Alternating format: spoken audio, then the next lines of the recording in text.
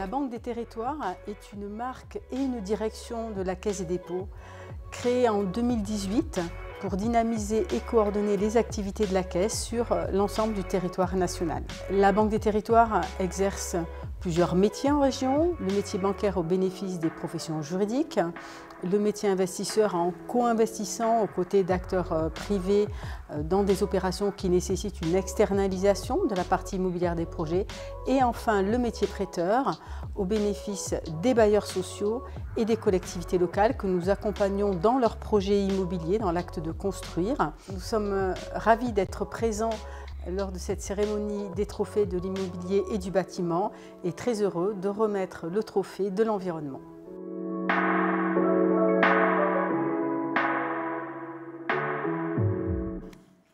Alors, Barbara Falck, donc la Banque des Territoires, elle est historiquement le premier financeur du logement social en France, mais vous investissez aussi dans des bâtiments tertiaires et industriels.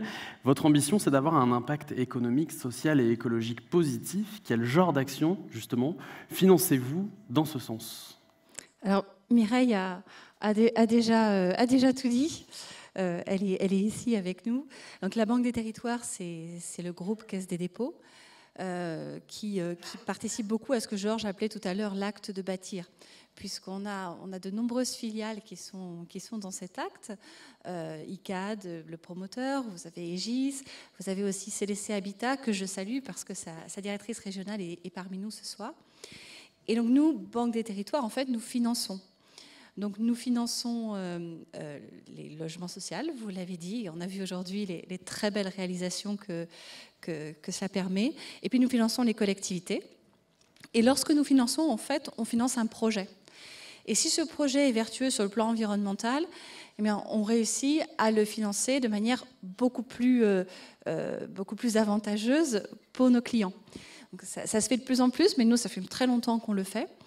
Et donc, bien souvent, on a des financements qui sont plus avantageux pour le client que le coût de notre ressource. Mais c'est pas grave, on l'assume, parce qu'on est là pour aider, parce qu'on est la banque de l'intérêt général, et que donc des fois, il faut savoir soutenir les projets les plus vertueux. Et puis, nous sommes aussi des promoteurs, des investisseurs de la promotion. Et là, c'est la même chose, c'est-à-dire que nous allons être extrêmement exigeants avec nos partenaires, avec les constructeurs, avec nous-mêmes, et puis imposer un certain nombre de labels pour être sûr de la qualité environnementale de nos investissements. Et on n'hésite pas, on construit aussi sur des friches, on rénove. On va aller au difficile, parce que construire de manière sympathique pour l'environnement, c'est difficile et ça coûte cher. Donc on sait très bien que ça nous rapportera moins, mais c'est pas grave, là aussi on assume. Soutenir l'acte de bâtir et l'environnement. Alors justement, pour remettre ce trophée, les nommés sont Nepsen pour le projet Petit Bois, qui s'affiche à l'écran. On a également la ville de Villefranche-sur-Saône pour le projet du groupe scolaire Jean Massé. Et le dernier, Bouygues Bâtiment, pour le projet groupe scolaire Marie Curie. Barbara Falck, quel est donc le lauréat du Trophée de l'environnement? Alors, le lauréat est la ville de Villefranche pour le projet groupe scolaire Jean Massé. Et il est représenté par son maire, Thomas Ravier.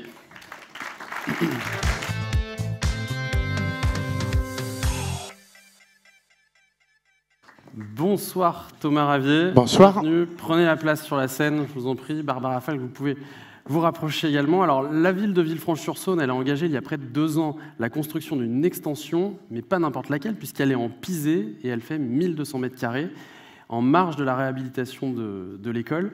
Pourquoi avoir fait le choix de la terre pour cette extension?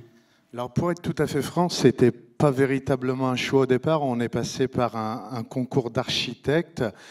Et dans les différents projets qui nous étaient présentés, on avait effectivement ce choix pour lequel on a eu un véritable coup de cœur, bien sûr pour les qualités environnementales du Pisé, mais aussi pour son côté esthétique. Alors les photos ne sont pas forcément les plus représentatives, mais on avait un bâtiment de construction type Jules Ferry.